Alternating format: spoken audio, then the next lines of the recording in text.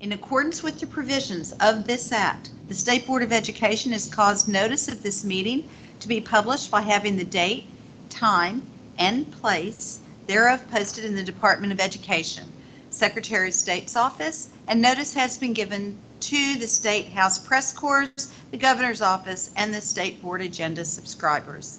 And as a quorum is present, this meeting will come to order. May I please have a motion? Thank you very much, Board Member Bennett. May I please have a second? Thank you very much, Board Member Berry. All those in favor, please say aye. Aye. Thank you. Motion carries. And now, I'd like to read the statement to adjourn to executive session. Whereas, in order to protect the personal privacy and to avoid situations wherein the public interest might be disturbed, the Open Public Meetings Act permits public bodies to exclude the public from that portion of the meeting at which certain matters are discussed. Now, therefore, be it resolved that consistent with the provisions of NJSA 10:4-12B, the State Board of Education will now adjourn to executive session to discuss personnel and legal matters. May I please have a motion? Thank you. May I please have a second? Thank you very much.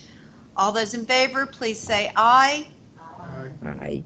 All those opposed, motion carries, and we will be back by 10 a.m. for all of those online. Thank you.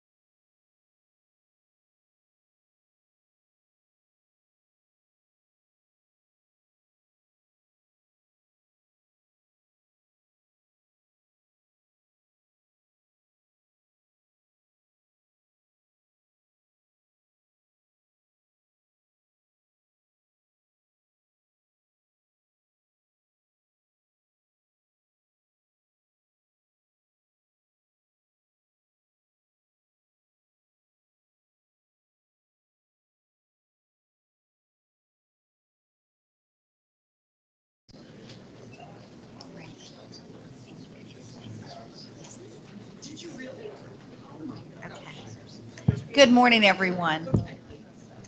Thank you all for coming. Wonderful to see each of you. I'd like to please call this meeting to order and reconvene, please, to resume the public meeting portion of our meeting from executive session. Whereas, consistent with the provision of NJSA 10:4-12B, the State Board will now adjourn from executive session and resume our open session portion of our meeting. May I please have a motion? Motion. Thank you very much. I appreciate it, Board Member Pena. May I please have a second? Second. Thank you very much, Board Member Berry. All those in favor, please say aye. Aye. Thank you. And if we could please stand, and Board Member Berry will lead us with the Pledge of Allegiance. I pledge allegiance to the flag of the United States of America and to the republic for which it stands, one nation, under God, indivisible, with liberty and justice for all.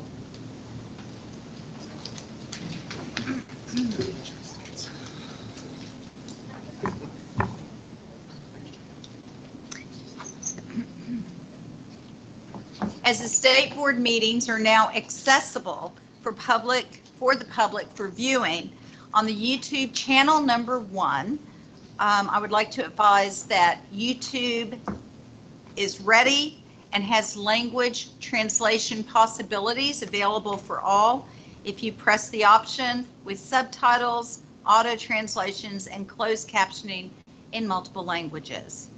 I'd like to ask, please, the board members for an approval of the minutes dated September 4th, 2024. May I please have a motion? Thank you, Board Member Bennett. May I please have a second? Thank you very much, Board Member Keenan. All of those in favor, please say aye. Aye. Any opposed, please say nay. Motion carries.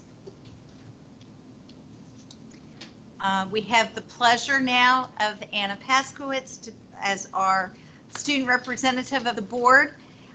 She's a senior at Palmyra High School, and that's in Burlington County. And her advisors are Ms. Kim Martino. Kim Martino, if you'd please stand and let us recognize you. Thank you. Thank you. And is Ms. Kelly Jones here? No, not today. Okay, but thank you so much. If you'd please be so kind, come to the podium and let us hear your wonderful report. Thank you for coming. Thank you, President Goldenberg, and good morning, everyone. September came and went, and so did the beginning of the school year for students around the state of New Jersey. The school year always starts off busy, meeting new teachers, starting new classes, as well as returning to sports, bands, clubs, and other extracurriculars. With all the bustle also comes a lot to look forward to, and one of those things is homecoming. Nearly every school across the state has a homecoming football game and dance in the fall, and many schools also have a spirit week leading up to those events to build school spirit and create excitement for the coming festivities. What differs from school to school are the unique traditions and specific events each school holds near to their hearts. At my school, Palmyra High School in Burlington County, we have some of our own traditions. We have a fun spirit week leading up to the event where each grade decorates a hallway based on a school-wide theme voted on by the student council. For example, this year's theme is biomes, and the hallways can be decorated as jungle, ocean, tundra, and desert environments. There are dress-up days throughout the week based on different themes, showing unity and invoking school spirit. On Friday, during the last 2 periods of the day, all classes go to the stadium for spirit games, where different grades compete against each other for bragging rights and the possession of the giant panther stuffed animal for the next year. Some of the games include musical chairs, tug of war, and more. The grades also compete during the week to raise money for Ava's Voice, the NJAC state charity, by competing in penny wars, where pennies and bills add to a grade's total jar value, and nickels, dimes, and quarters deposited in your rival grade's jar result in deductions from their total. Whereas most schools have the homecoming football game on a Friday night and the dance the following night, we hold those events in reverse order. Our dance is on Friday night, during which time the homecoming queen and king are crowned. Even though the dancing lasts for hours, Everyone is up bright and early the next morning to cheer on our Panther football team. Other schools have their own long-time traditions as well. For example, at Holy Cross Preparatory Academy in Burlington County, each grade decorates their own float made out of papier-mâché flowers and then performs skits in front of them during halftime at the football game, adding some competitive spirit for the student body. The floats are a way to involve students who may be more artistically inclined, and it's a great way to incorporate teamwork into the homecoming events. At Neptune High School in Monmouth County, there is a community tailgate before their football game. At the tailgate, multiple town-wide awards are given out to local figures to recognize them for their commitment to the community in various ways. This tradition brings together the entire town and gives students role models to look up to. A school that has an extremely unique tradition is the Burlington County Institute of Technology at the West Hampton campus. Since BCIT does not have a football team, their homecoming festivities take place during the winter basketball season. Students at BCIT may wait longer than most for homecoming, but they enjoy just as many events as other schools, including the competitive school spirit aspect. It gives them something to look forward to later in the school year. No matter how or when they are celebrated, homecomings are a large part of school culture, bringing joy and school spirit to schools across the state. They also serve a purpose implicit in the term homecoming, welcoming alumni back to their alma maters. While many colleges in the U.S. claim to have originated the homecoming tradition, one thing is clear. The festivities serve as a great celebration of school spirit and community in high schools across New Jersey and the country. Thank you. Thank you.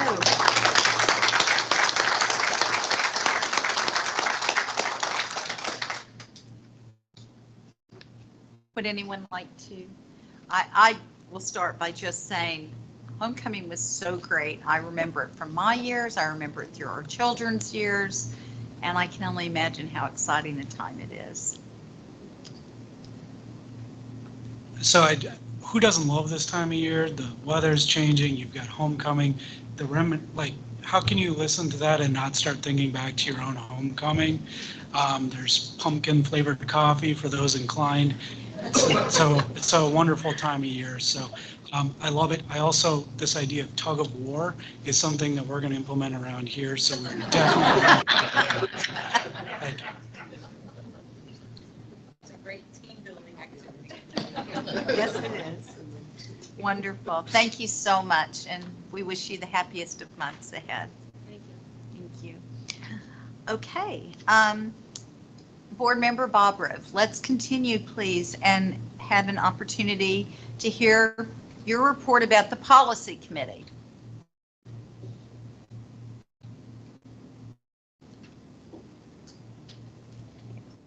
The Administrative Policy Committee met on September 23rd, 2024.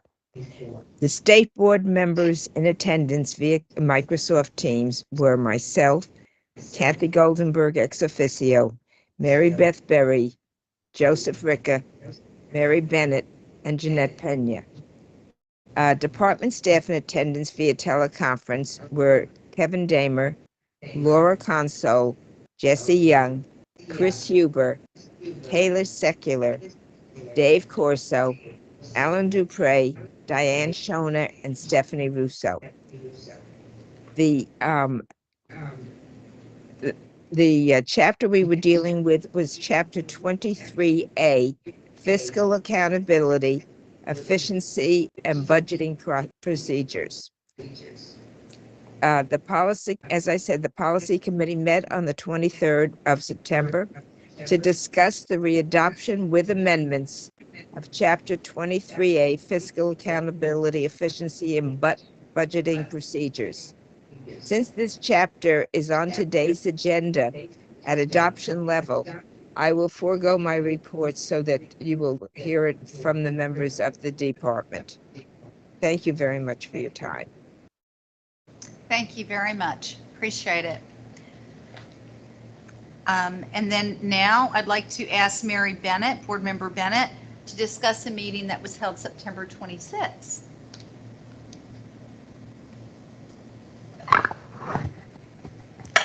Good morning. Last Thursday, I joined President Goldenberg on a call with state board members from Washington, D.C., Connecticut, Maine, Vermont, Massachusetts, and Delaware. The meeting went on for about an hour, and I found it very informative. You know what you do in your state, but as you listen to how other people in similar positions function and their processes and practices, you can pat yourself on the back in some instances and say New Jersey is doing a good job. And in other instances, you go, that might be something we should consider. It was very informative.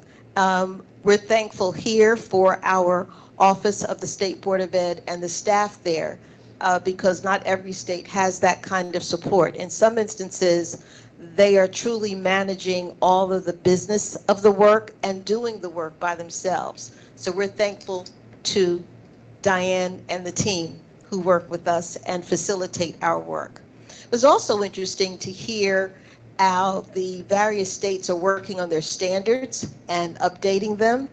And in particular, they talked about mental health standards, given all of the things that we're hearing about the research and how young people and all people, some are still adversely affected by the pandemic and the lockdown. Some states are saying, okay, we need to take a look at not just our content standards, but those affective interactions and how can we support the students and the staff and actually putting it into effect. Looking across the spectrum of the states that were on the call, and this was just primarily Northeastern. As I said, DC, Connecticut, Maine, Vermont, Massachusetts, and Delaware were primarily the districts represented, or the states represented. They talked about the learning loss and how they're trying to tackle what supports they can provide for their districts to be able to help the students get over the hump, because we know there are young people who are still struggling. There was some conversation about how long people serve in their terms in different states on the State Board of Education. There was conversation about rulemaking and how that process moves from the legislation across to the department, to the state board, and then down to the districts. So the conversation lasted about 55 minutes. The National Association representatives were on it and appreciated the participation. And as I said, I was happy to be with my president and to be a part of listening and hearing and sharing those things that we think we do well and hearing what other states and systems are working on as well. Thank you. Thank you very much. I found it also quite intriguing, and not just, they also mentioned, I believe, budgetary problems and needing more money to either fix facilities within their own state, but also to have the backing financially to go ahead and help students get to the next level. And all of them had experienced learning loss, but how to remediate for that. So it was very interesting, and I really appreciate, we were a tag team. We kept going back and forth with our thoughts. It was wonderful. So that was a good meeting. Okay, and now I'd like to bring up two petitions that were submitted. One of them for rulemaking was from Caleb McGilvery. It was regarding employment screening. The State Board of Ed received a petition for rulemaking on August 6, 2024 from Mr. McGilvery, requesting the State Board adopt new rules to require applicants for positions involving work with children to undergo thermal imaging to enhance the safety and well-being of children in educational and child care settings. A notice acknowledging receipt of the petition was published in September 3rd, 2024 through the New Jersey Register. The State Board and the department take seriously the safety and wellness of all students. However, the petitioner's request is not aligned to state law, which already prescribes a comprehensive remedy for screening potential applicants through the process of fingerprinting and background checks, and provides school districts with the autonomy and authority to establish their own hiring practices, provided they comply with aforementioned state mandates. The request also raises ethical and procedural concerns and lacked clear evidence how it would significantly enhance the existing screening procedures and processes. The petition for rulemaking partially falls outside the agency's authority, as neither the State Board of Education nor the Commissioner has the authority to change background check requirements for child care center employees as requested by the petitioner. Lastly, the request failed to include all components of a petition for rulemaking required by NJAC 1:30-4.1b and 6A:6-4.1b. For the reasons mentioned and after due consideration pursuant to law, the petitioner's request has been denied. We also received a petition for rulemaking from the same gentleman, Mr. McGilvery, with the relationship skills curriculum. The State Board received another petition for rulemaking from this gentleman on August 6, 2024, requesting the State Board adopt new rules to implement a mandatory curriculum that focuses on developing relationship skills and positive reinforcement techniques for students in middle school through grade 12.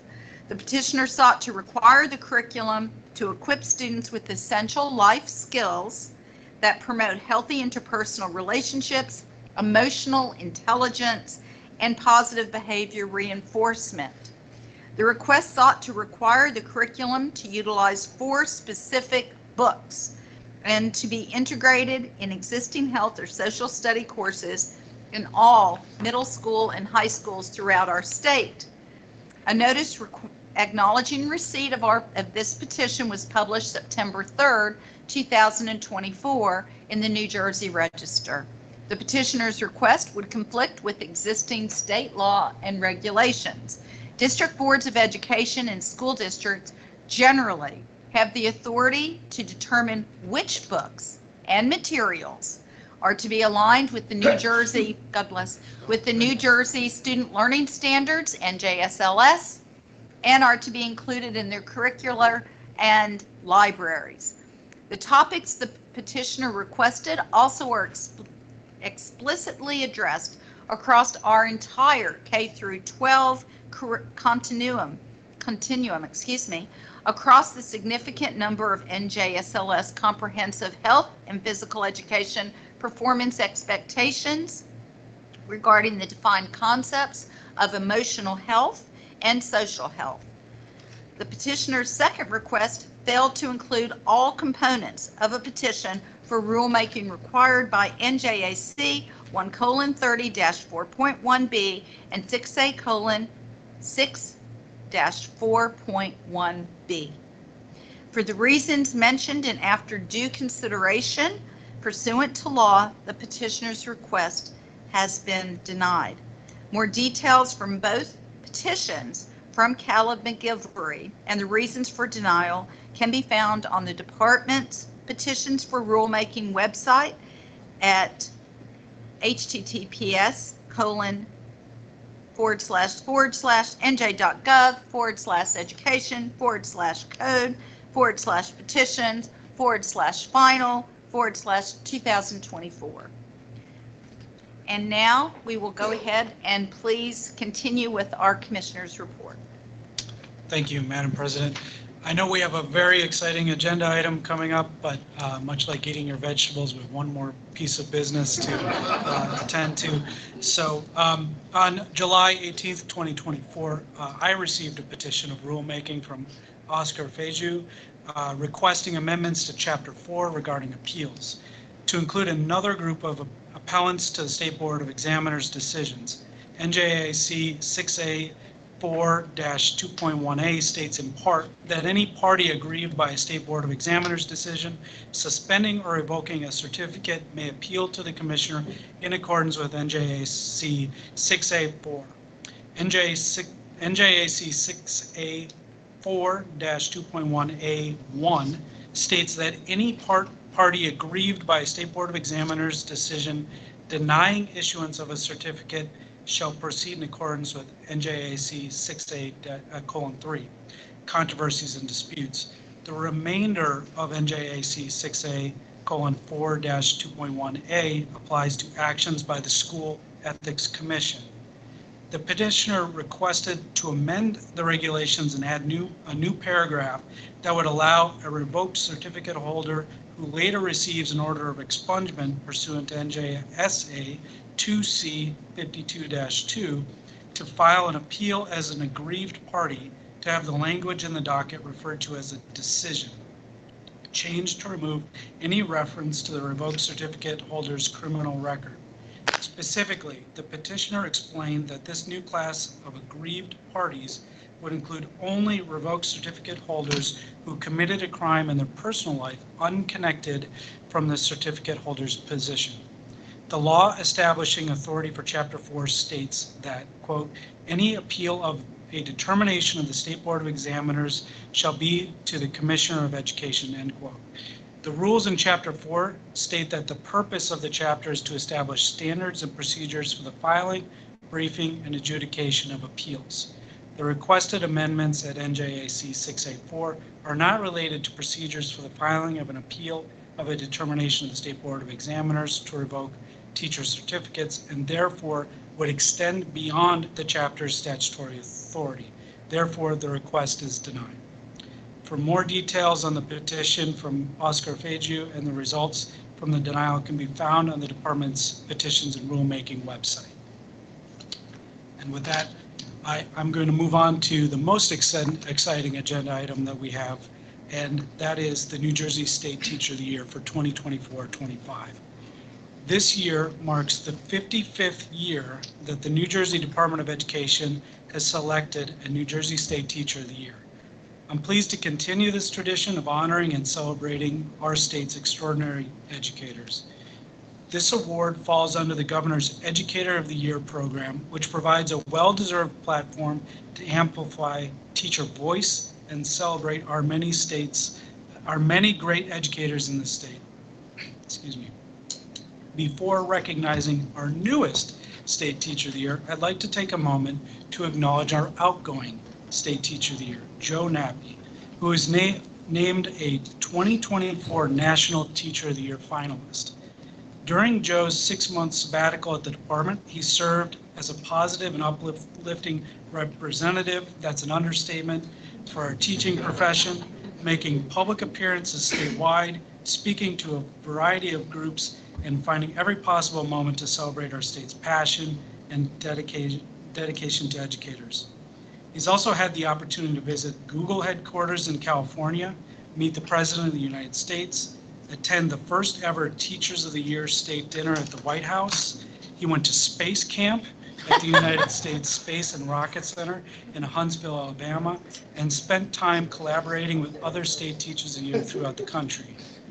Joe participated in national events and conferences to learn and share best practices and strategies, and as I mentioned earlier, was a National Teacher of the Year finalist. Joe's done an amazing job, and anybody who's heard him speak feels it to their bones. Joe, thank you for all your hard work and dedication. So I want to invite you up to the podium to share your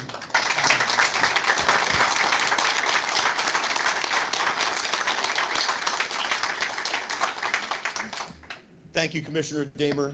Thank you to the Board of Education. I really appreciate your service. Thank you to Assistant Commissioner Schiff, to Pete Mazzagatti, to Nancy Besant for putting up with me through the 6 months that I was here on the sabbatical. Thank you to so many of you here at the department who opened your doors to me and were willing to listen and speak and give me an opportunity to share my experiences with you. It was a deeply meaningful moment in my life. It really was a trip from Booker to Booker, right? I went from the Department of Ed to the U.S. Capitol, had a chance to meet and be heard by people I never thought I would have the chance to speak with, and that meant a lot to me. And over the course of this time, I got to travel to 30 schools across the state and to see the amazing work that teachers are doing every single day. Incredible things are happening in New Jersey schools, and there are challenges as well. But no matter where we go and no matter what I saw, day after day, I saw teachers with the audacity to believe that the problems of today do not have to be the problems of tomorrow. And that's what this work is. It's every single day, a grind, a sacrifice, service in that belief of a brighter tomorrow. I really appreciate all the support that I got from the Stoy family over this journey. No matter what I went through or where I was, I always knew I could call on you to thank you, especially Teresa Mon and Catherine Bassett, who served as my mentors over the last year. I deeply appreciate you listening to me and taking all those phone calls and hearing from me at all hours of the night with advice that I need. I really appreciated that. And I know as I go forward that that same family is going to be here for you, Stephanie. So today is about you. And when we think about that audacity to believe that the problems of today do not have to be the problems of tomorrow, I couldn't think of someone better to step into that role than you. The work you're doing is incredible, and I can't wait for the people of the state to get to hear more about you and more about the work you do with your students. So congratulations, Stephanie, and thank you so much for this honor. It was truly one of the most impactful moments of my life. Thank you.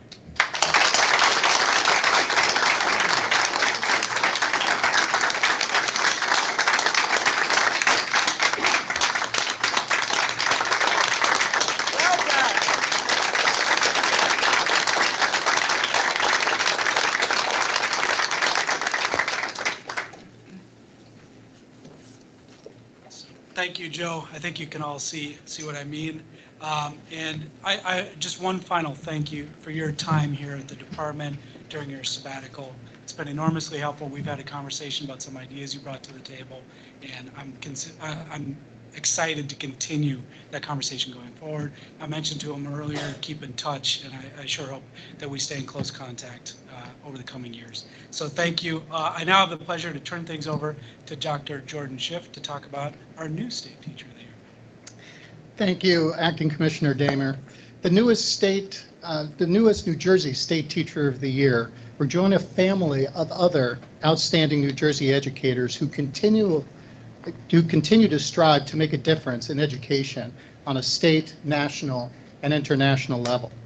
I would like to take a moment to acknowledge the veteran State Teachers of the Year members who are here in the audience today. I also would like to recognize that each of them continue to be an inspiration to current and future educators throughout our state. We thank you for all that you have done and all that you will do to continue to promote our profession and improve the lives of the students in New Jersey. As I call each State Teacher of the Year, please stand so that we may recognize you. First, the 2003-04 New Jersey State Teacher of the Year, Diane Cummins.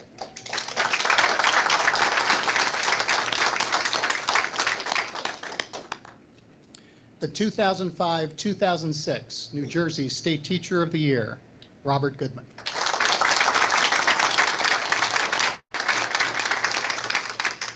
The 2011-2012 New Jersey State Teacher of the Year, Jeannie Del Cooley.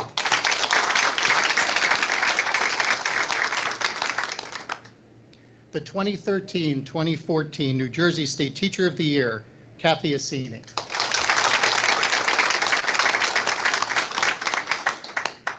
The 2015-2016 New Jersey State Teacher of the Year, Chelsea Collins.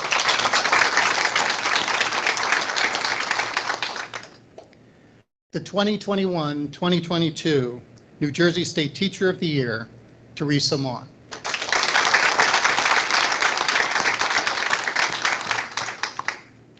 The 2022-23 New Jersey State Teacher of the Year, Christine Gertain.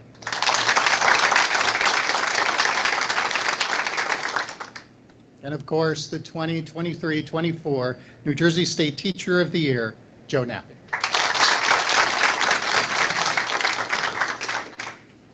I would also like to acknowledge the state-level panel members for committing their time, energy, and expertise to selecting the New Jersey State Teacher of the Year.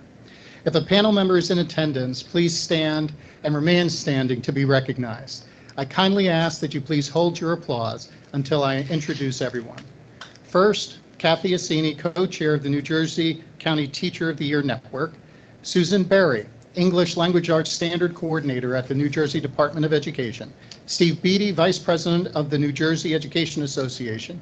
Diane Cummins, member of the New Jersey Council of State Teachers of the Year, Vincent DeLucia, educational specialist at the New Jersey School Boards Association, Vicki Duff, coordinator of professional learning at the New Jersey Principals and Supervisors Association, Mark Jacobus, school business administrator at the Elmwood Board of Education, who is representing the New Jersey Association of School Business Officials, Joe Nappi, outgoing New Jersey State Teacher of the Year, Sharon Roseborough, president of the New Jersey Parent and Teacher Association, and finally, Kathleen Taylor, former district superintendent of Ocean City School District, who is representing the New Jersey Association of School Administrators. So please recognize. Thank you to the entire panel for your contributions to this program. Today, I am absolutely thrilled to recognize the 2024-25 New Jersey State Teacher of the Year, Stephanie Lockenauer.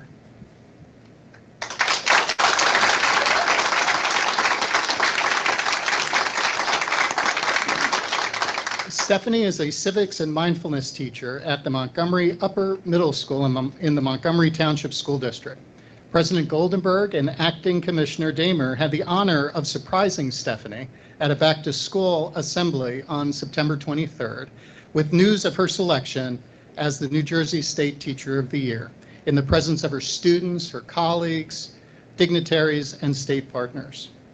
I'd like to play a video for you now, featuring some testimonials from those who work most closely with Stephanie, as well as some thoughts from some of her students about the impact that she has had on them. We're also including some photos from the September 23rd activity. So I'm going to pause.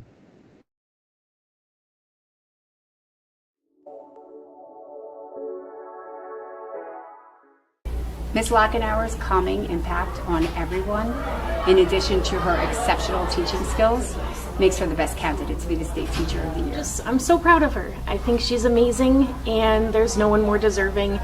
She lights up a room. It's just a natural, perfect transition to see her in this role. And how she kind of goes beyond the content and really personalizes the learning. She plans every lesson with her students first in mind.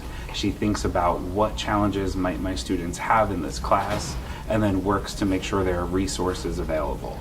She also measures their social emotional health and does a wellness check every time she starts class. And at the middle school level, that's essential to ensuring that they are ready to learn and ready to absorb all the great information she's going to share. But for me, teaching it's more than just the academics, right? It's more than the things that we're learning. It's more than that content. Teaching is really all about relationships. It's about relationship building. It's about making connections. It's about learning about ourselves and how we operate in the world, and then how we can connect with and work with each other. And it's about bringing the things that we want out into the world. Those issues that we care about, how do we create change right here where we live, and then also thinking globally. Well, I think that they gave me a different perspective and view on the world, and not just a student. I think they teach me how to be a better global leader and like a global citizen, do better in the world. Anak Ms. Lockenauer make me feel happy.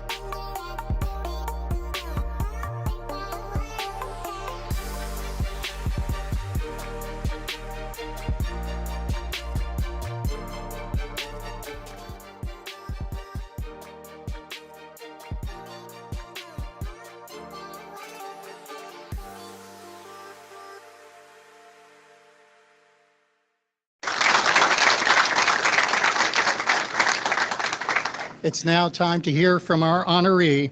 It is my distinct honor and pleasure to introduce to all of you the 2024-2025 New Jersey State Teacher of the Year, Stephanie Lockenauer.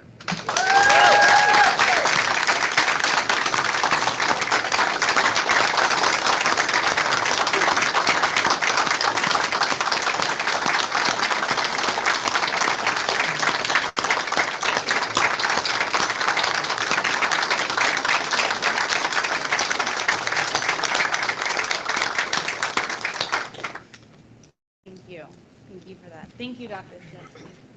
Zetsky. So good morning. Good morning.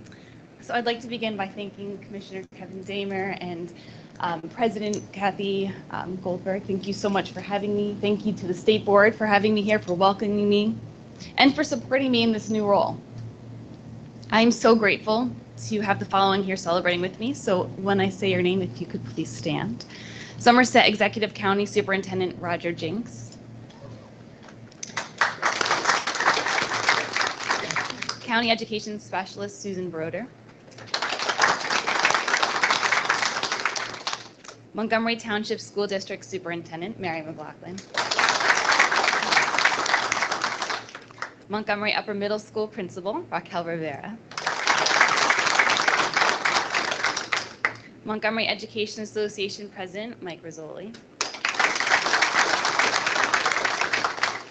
And my wonderful parents, Donald and Heidi Lochenauer.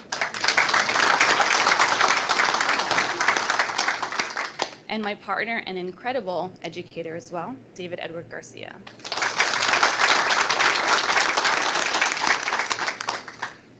So this program and this moment wouldn't be possible without the generous contributions of our Teacher of the Year program, sponsors ETS and NJEA. So thank you for all that you do for this. Thank you for elevating and uplifting the amazing work of the education in New Jersey. They say it takes a village to raise a child, but it also takes a village to raise the bar in education. And I'd like to recognize some leaders in this New Jersey village. And for me, that is my wonderful mentors for the State Teacher of the Year program. So Joan Nappy, 2024, Kimberly Hughes, 2020, and Kathy Assini, 2014. Thank you for all you've done already. One aspect I'm really excited about, looking forward to in this role, is connecting with incredible educators across the state of New Jersey. I consider myself fortunate to work closely with our County Teacher of the Year cohort. The collective wisdom of these skilled and passionate educators will energize and transform our New Jersey communities. Together, we're going to achieve great things. I'd also like to honor our 2024 and 2025 New Jersey State Teacher finalists, Mary Hoteling, Sarah Mazzone, Alejandra Mejia, Carolina Mills, Vanessa Paholi, and any one of them would be deserving of this award in their own right through their dedication and service to all they've done for their schools in New Jersey. So, growing up, I loved school. I loved it. But somewhere around the age of, 10 or 11, things got a little tough for me. It became a little bit more overwhelming. The social things, the expectations in the classroom, and all of that stress really made it a little bit unpleasant. Like many students, I struggled to see my value and my worth beyond my report card. Adults would often tell me, oh, it'll get better. It's just a phase. Well, it didn't. And then I got to college. And while grades came pretty easy to me, I was a pretty good student, my first year at Rutgers University, I failed a class. My first and last, right? Knock on wood. Thank you. I called my mom. I was devastated, and I told her to return all of my Christmas presents. I did. I was very adamant about this. And even though I have a very supportive family, my parents are not hard on me at all. They're super loving and supportive, just like other students have. I somehow internalized that those presents were only deserving for people who were successful, and that included being academically successful. Today, looking back, I think about that as being super extreme. Like, that's just wild that I would even think that. But that moment inspired the kind of teacher that I wanted to be. I want my students to have a different experience. I wanted my students to know that they are more than their grades. I want my students to know that they are worthy just because. I've dedicated my career to supporting students to love themselves for who they are and empowering them to be who they're meant to be in the world. I've been fortunate to work in a school district and a township that has supported me and knows that students cannot learn if they don't feel emotionally safe. They cannot grow if they can't self-regulate, and they cannot thrive if they are not empowered. We empower, we provide safety. We accept and honor every student who walks through our doors. And I've had the privilege to expand my education and certifications to support the well-being of our students and staff by bringing in mindfulness into our curriculum, designing new courses, creating after-school clubs and programming, supporting my district as we develop trauma-informed professional development and self-care days for our schools. Together, we are elevating education. For years, I've met with fellow educators, numerous administrators, township leaders, local businesses, nonprofits about the importance of mental health, empowering our youth, and supporting our students with skills for successful living. These community partnerships enable the programming and curriculum changes that support our students. As New Jersey State Teacher of the Year, I look forward to continuing to foster these connections and partnering together to create change throughout all schools in New Jersey. We know that if we want healthy and well students, that we need teachers who are healthy and well. We know that we cannot do this work alone. We need each other. In order to have self-care, we need community care. What we do matters. Relationships.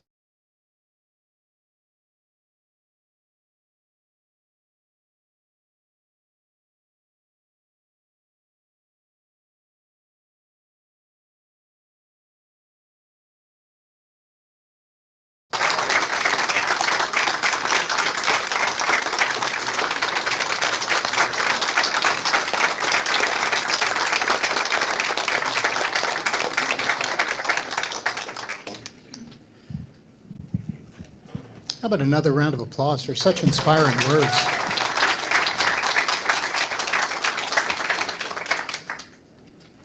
Stephanie, along with the title of New Jersey State Teacher of the Year comes some extra fun perks.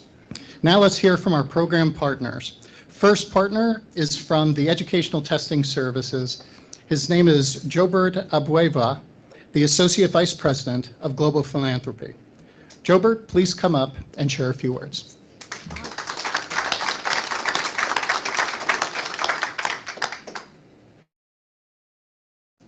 Thank you, Dr. Schiff. Good morning, everyone.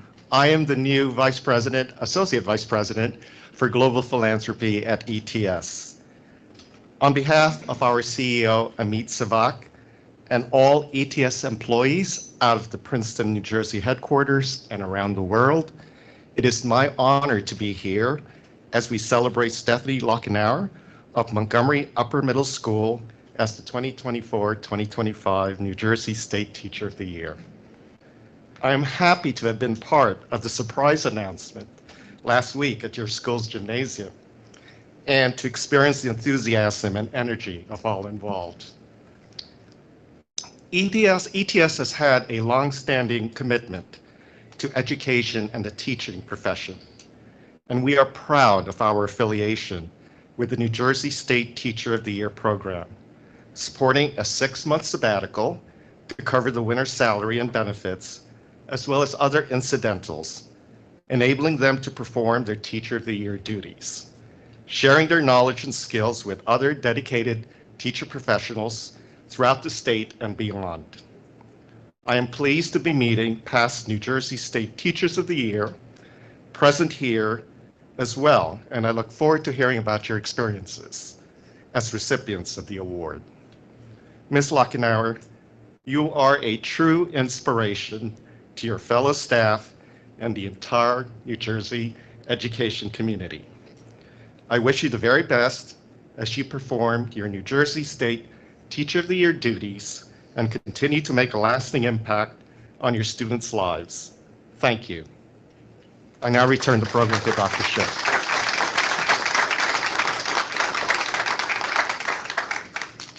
Thank you, Jobert, for being with us today. We appreciate that ETS continues to generously participate in this program by fully funding the New Jersey State Teacher of the Year salary and benefits during her 6-month sabbatical. This will give Stephanie the peace of mind, knowing that her students' learning will not be continuously disrupted during her term by the numerous speaking engagements and conferences that she will be attending at the state and national levels. Thank you, ETS, for your generous support. Our other program partner is from the New Jersey Education Association. Steve Beatty is their current vice president. Steve, would you mind coming up and saying a few words?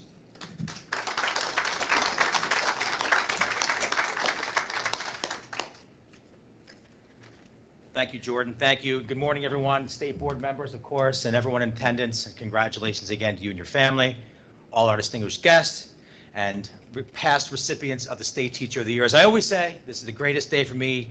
Be amongst you. It's the closest I ever get to winning the prize myself. So to be amongst all of you is great. So again, my name is Steve Beatty, and I am the Vice President of the NJEA, also a high school social studies teacher in the Bridgewater-Broward Regional School District in Somerset County. So Somerset well represented today. And it's, I love that one of the things I had a choice today. I could get on a 4-hour budget Zoom meeting or be here.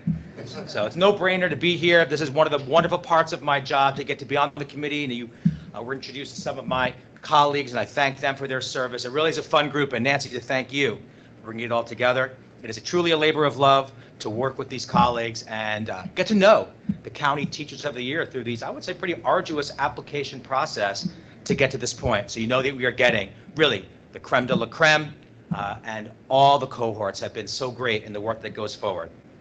And it's a special day as we get to celebrate here together and know that we have ambassadors in this. And NJEA is proud to be a partner in this work, because we know that work is collaborative, working with the Department of Education, working with ETS, to make sure that we are giving this its proper due as we celebrate our educators. And we know we face a problem here in New Jersey, right? An educator shortage. And the fact that we lift up the profession this way and celebrate each other and show what is possible and what we can be when we all work together is truly a piece of how we unlock making sure that our next generation of educators sees in themselves all and a little bit of each and every one of us. And I know as an educator myself firsthand how important that is, and I have every confidence that the newest State Teacher of the Year will showcase the level of excellence that New Jersey teachers possess and represent our profession with grace, class, and style. And I'm excited to see, because I know how important the SEL work that you have invested yourself is. And I often joke now, to the lofty heights that I have attained, my high school experience was a mixed bag. My own children love to find my old report cards and pull them out. Say, Dad, how did you get a C? How did you get a D? Your teacher said you need to pay attention more. Lucky for me that finally in college I found someone that was able to mentor me. I turned it around. Look at me now, my mom says. She was a little worried. So in efforts to support your work, as you've heard the support, we are offering more than just our moral support. NJEA will provide the Teacher of the Year with a rental car, as you saw outside. Very nice. Yes. Equipped with an easy pass as you travel all around the state, as you've heard from your colleagues and mentors, what this will entail. We'll also provide you with access to all of our workshops and training opportunities, a $1,500 clothing allowance, media training, I know, right? It's a good and communications support, as well as fund your trip to Washington, D.C. to meet with the other State Teachers of the Year, because that's what it's about, making sure that you are resourced to go out there and spread the word that you now have as a State Teacher of the Year. So I want to thank, of course, Nancy and everyone at the Department of Ed for the work, and on behalf of my fellow officers, Sean Spiller, Petal Robertson, and all of your colleagues and members of our 200,000 strong union, congratulations. We wish you nothing but level success and our support along your way. Congratulations.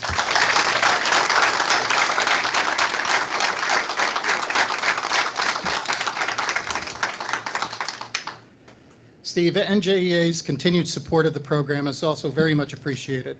Your generosity in providing a car, all travel expenses, and other benefits for the year, starting today, is truly impressive. Thank you, and the members of the NJEA, for your generous support. Stephanie, please come up to the front at this time to join our Acting Commissioner Damer and State Board President Goldenberg, who will present you with your 2024-2025 New Jersey State Teacher of the Year Award.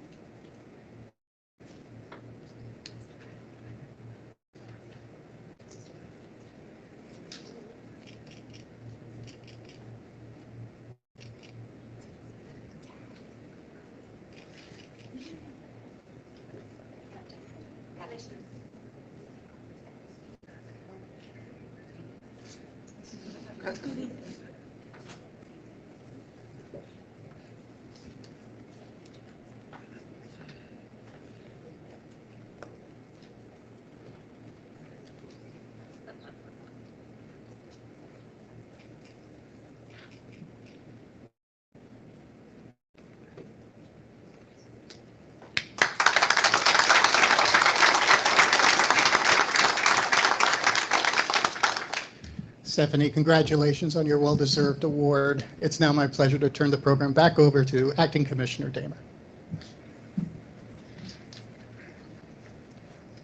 Thank you, Dr. Schiff. So at this time, I want to open it up to any board members to make any comments. I'd like to begin, if I may, please. So in getting to meet our Teacher of the Year along with Board Member Bennett, I was so excited to hear about the work, not just in your district and in your community and your school, but actually this individual has gone internationally and been involved in Europe with discussing student needs and how to do things. And I don't know if you want to touch on that, but I thought that was extremely impressive, and look forward to hearing more about that in future visits. But it was remarkable. So congratulations. We're thrilled. Thank you.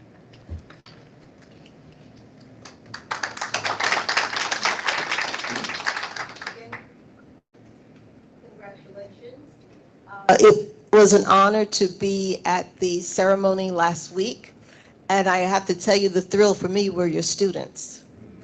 I've never seen 1,100 7th and 8th graders enter and exit a room so quietly.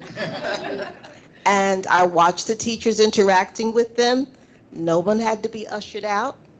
There was one child who was a special needs child that the students are well aware of. And as that child demonstrated the behaviors that go with his condition, there was no laughing, there was no poking. It was a very respectful, very uplifting environment. And to Principal Rivera, I love how you handled the applause piece. You reminded them there will be a time for you to listen, there'll be a time for you to applaud and to demonstrate the spirit of the school, which foot stomping accompanies applause. And they did it so well. Congratulations. Best wishes for all the good things you're going to share. And it was an honor to be with you last week.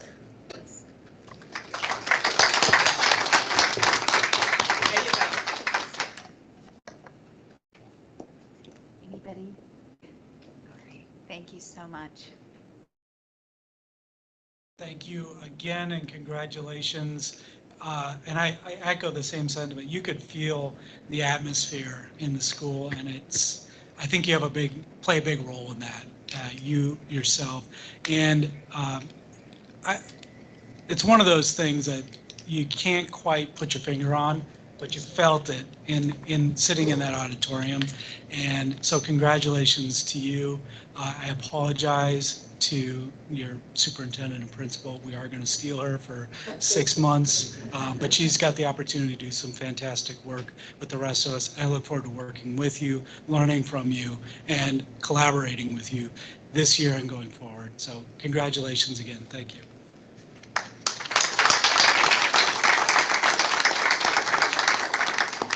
And now I'm going to turn it, I'm going to ask the president to take just a brief recess so we can do some fun photos and transition, and we'll get back to work of the board in just a little bit. Thank you. And I'd like to please invite the board members to be in these photos to congratulate as well. So if you'd please accompany us for quick photos, that would be amazing. Thank you. What do we?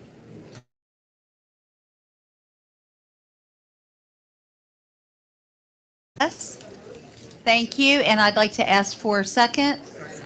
Thank you very much. Motion approved. We will resume in 5 minutes. Thank you.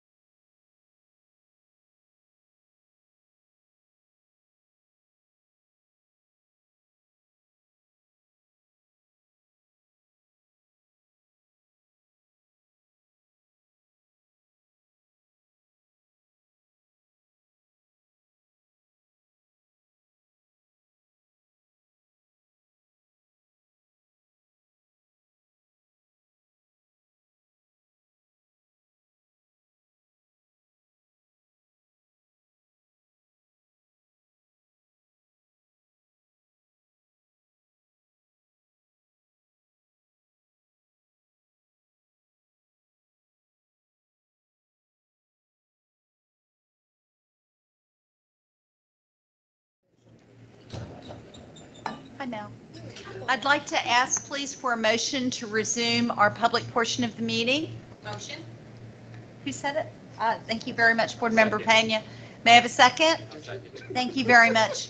Past President Aponte, appreciate it. All those in favor, please say aye. Aye. Thank you. We're going to continue now.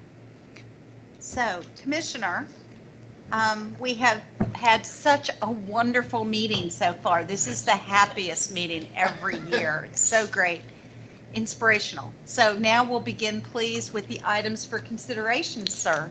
Thank you so much. So our first item A, is for appointments, and today I present one candidate for appointment.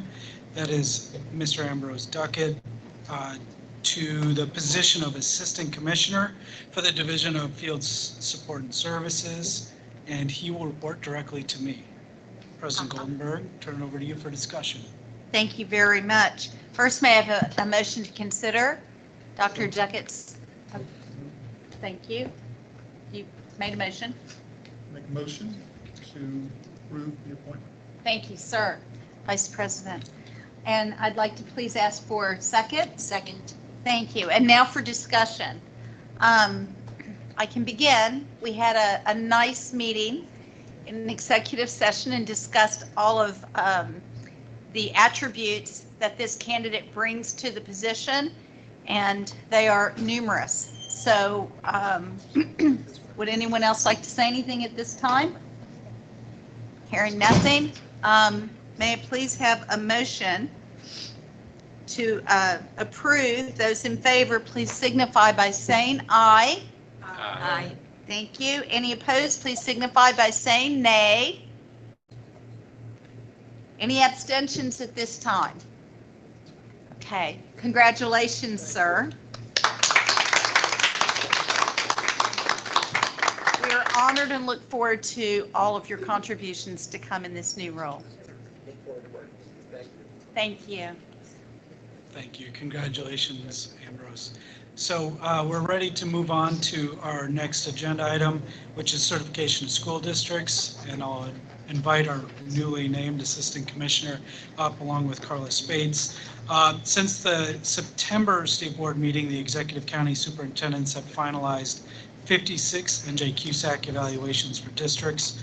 I'm recommending 14 of those for certification. As I mentioned, Mr. Duckett and Carla Spades will be here to address any questions that you may have. Actually, let me run through the list that I'm recommending for approval. Excuse me.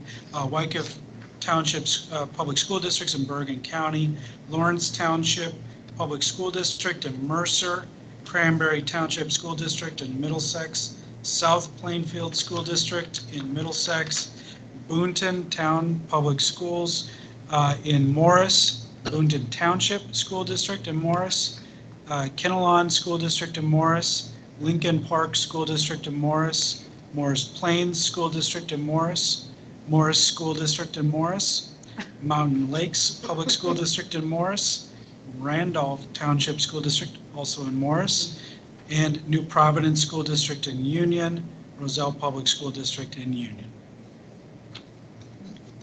I'll turn it over to the board for any questions or discussion. Thank you.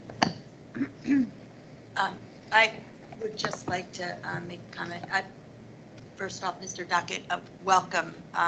Thank you. I'm thrilled to see someone. I was very impressed when we had our discussion earlier today. I am concerned because I'm looking, we have 56 CUSAC reviews and 42 school districts scored below 80%. Your work, sir, is cut out for you. Yes. I had asked in executive session whether you would be working with the county superintendents. Can you tell me, do you have kind of a sense of how many folks are involved? Because they need to be writing district improvement plans. How big is the staff as we're seeing numbers that are relatively large for school districts that are not at that 80%? How big, how many people are going to be hitting the ground and working on these district improvement plans and helping bring these districts along? That's a very good question. Are you asking from the county level or from the school level? So and please correct me if I'm wrong, the county superintendents, I believe, are charged with putting together the district improvement plans? No, that's the school district. Okay. That's the school district. The county executive superintendent and the ed specialist will oversee and approve that district improvement plan. Okay. So depending upon the size of the school district, you may have 2 or 3, or you may have 15 to 20 people working on a district improvement plan. So are there enough staff overseeing, making sure that we're bringing these districts along? So I just want to cut, because we've discussed this at length, I think, several times, and I think there's a change in this dynamic that we have implemented. It is not a singular standalone team that focuses only on this. We tap into our resources department-wide based on the needs of the school district. So yes, the executive county superintendent and their team are directly involved in working with the school districts, but as it progresses from there, the entirety of the department is open to them as resources and expertise are needed. So it's not, I want to change the dynamic of this conversation and looking at just a singular team that does this, because that's not how we function. We're collaborative, we're cross-divisional, and we work together as needed to lean on all the expertise within the department to make sure that the school districts are getting what they need. So it's a very broad team depending on the needs of the schools and the leadership within that district to really execute on that plan. And Kevin, I have to applaud you too on your leadership. I think that is something, I get the sense that you're really trying to do and bring all this together. It's concerning to me that there are so many districts. I think we're hopefully turning the corner and moving things up. But I just wanted to hear from you whether you're thinking there are enough people, and thank you for your explanation, Kevin, that there's really a team in place to make sure that moving forward, these numbers are not looking like this. We certainly want to celebrate the districts that have, been able to achieve the 80%, but we want to help all those other districts along. So, Absolutely. Yes. Thank you. Good luck to you. Thank you. Thank you. Any other questions or comments or concerns at this point? I believe, please, Board Member Pena, and then you, sir. Thank you.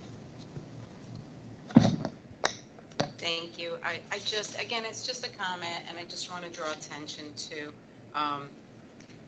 what I feel is, it's almost unfair. There's no other way to put it. Closer to you. Oh, sorry. Thank you. I feel like this is almost unfair. It's just a comment, an observation, where I'm looking at some districts under that instruction and program where they're at 81. And then we have other districts that are at 79. It's almost like we're missing that plus or minus gauge, because really, how far apart are they? So it's just, I don't expect a response. It's just an observation, and there's quite a few of them, and it's unfortunate.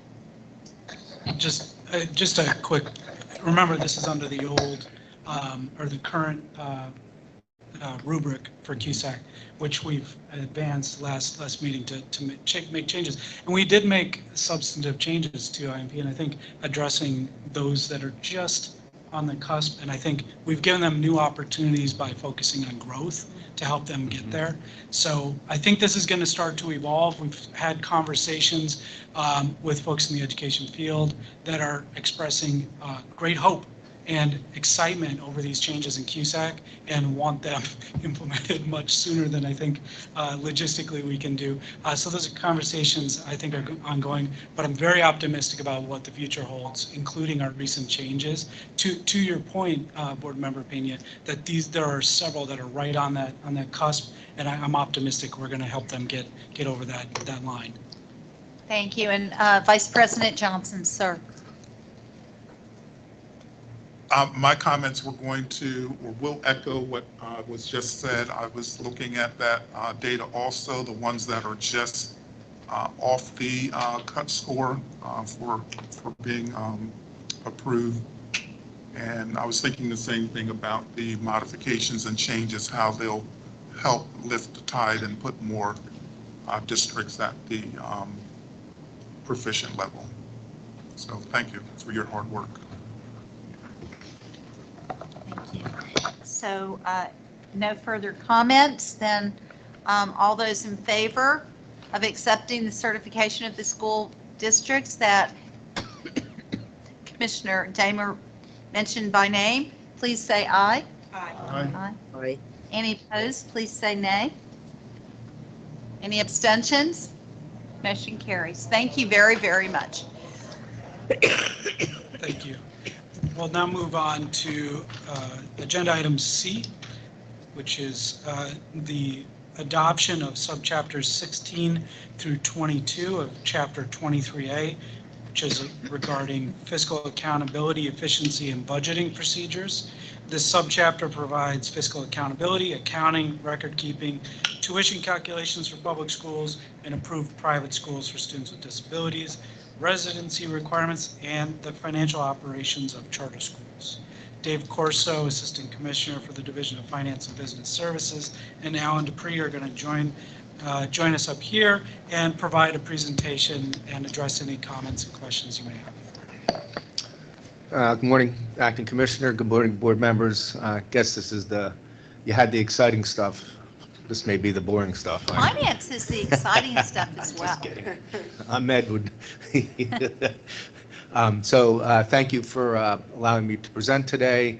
I'm going to give you an overview of NJAC 6A:23A. These are regulations that are up for adoption. And for the new board members, I'll give you an overview. For the board members who've been here, it's another overview as well. So the fiscal accountability rules for school districts, charter schools, Renaissance schools, and approved private schools for students with disability ensure that public funds for education are spent responsibly. The chapter expires October 3rd, 2024, which is tomorrow, and is divided into two halves. So there's subchapters 1 to 15, which are commissioner regs. They're not subject to your approval. They require 3 public hearings prior to adoption. Today, we are asking you to adopt subchapters 16 to 22. They are state board regulations. They do not include definitions for 23A 1-1.2. The two halves will be adopted at the same time. So the overview is: 1, we updated terminology, titles, and gendered language. 2, we replaced or removed outdated references to statute and code. 3, we implemented and enacted legislation. There were some small changes for clarification or technical corrections, and we had 5 substantive changes, and I will list them on the next slide. The 5 substantial changes that fall within these subchapters, it's 16 and 17. 1, we specify that a board resolution is required to expand the chart of accounts beyond the minimum and the minimum and the budgetary and over expenditure controls that must be followed. We require a school district to maintain the same level of insurance coverage when the position of state treasurer is eliminated and the functions are delegated to another person. Essentially, that means that whoever the new treasurer is or who's designated to be treasurer has to be bonded. Provide commissioner discretion in addition to using objective criteria and determining when districts must submit financial reports to the county office. We clarified rules about the student activity funds, including the definition, required policies, and timeline for the expenditures of such funds. And the last is required that a district choosing to change the tuition clarification method for a subsequent year must provide written notice to the department by March 1st. That would be the county office. We found that 3 additional changes were needed. The department changed grants to grant to make the sentence grammatically correct. The department added Renaissance School, project boards of education, to clarify that the rule applies to the Renaissance School Project boards of trustees in addition to charter school boards of trustees, and to be consistent with other changes proposed throughout the rulemaking.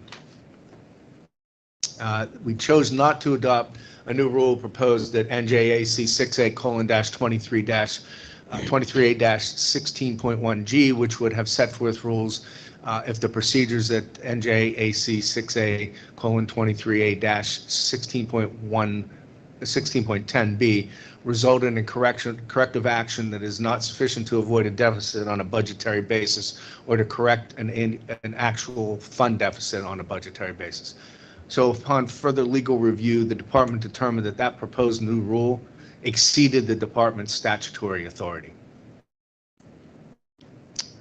And those are the changes within 23A. Any questions, concerns? Thank you. I've had the privilege of being involved in most of the committee discussions, but any board members, would you like to make any comments at this time? Hearing none? Oh, yes, sir. In terms of the required financial, first of all, thank you very much for your report. You're welcome.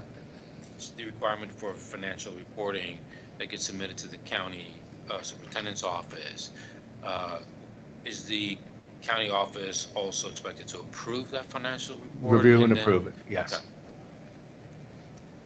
Thank you. You're welcome. Thank you very much for that question. Any other questions? Hearing none. All those in favor of this going through, please signify by saying aye. Aye. Aye. Thank you. I don't I'm think we sorry. did the motion. Did we not do the motion? We I did don't the think we motion and did we that. seconded Maybe. it, Okay. I thought. We can do it again, just to be safe. Thank you. Excuse me if I didn't, but may I please have a motion? I move. Second.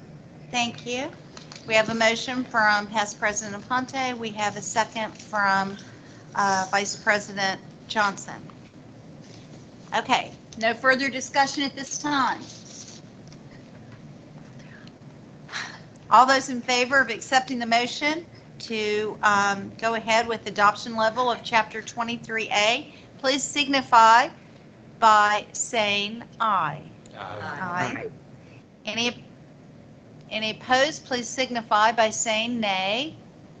Are there any abstentions at this time? Please indicate this. Hearing none, the motion passes unanimously. Thank you. Thank you. Thank you. Thank you. Thank you. And that concludes all of our agenda items. I'll turn it back to you, State Board President. Thank you. So here we go. October. Everyone enjoy the fall. Thank you very much for your attendance. Is there any new business to bring forward at this point? Hearing nothing. May I please have a motion to dismiss? Thank you. Second. Thank you. All those in favor say sayonara. Bye. Thank you. Motion carries. All right.